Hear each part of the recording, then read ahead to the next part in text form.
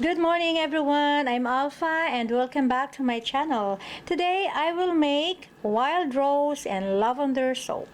So this is a combination of this wild rose fragrance oil from Brambleberry, and I will be adding some lavender essential oil to make that so good smell.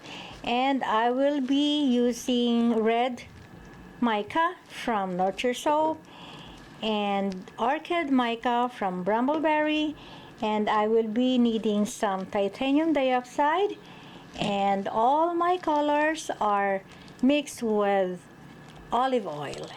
And I will be adding, part of my liquid is creamy coconut milk.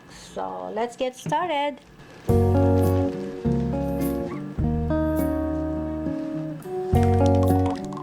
Adding my coconut milk.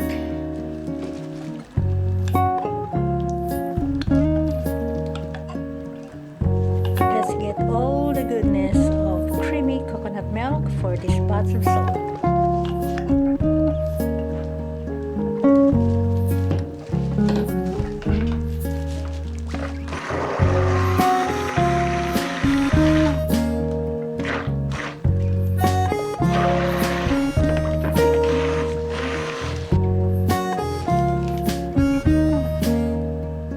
Our lye solution is at room temperature.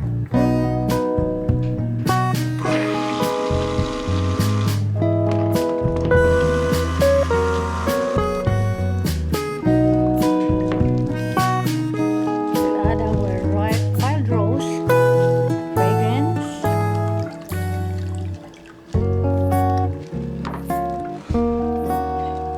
Wow, and some lavender oil.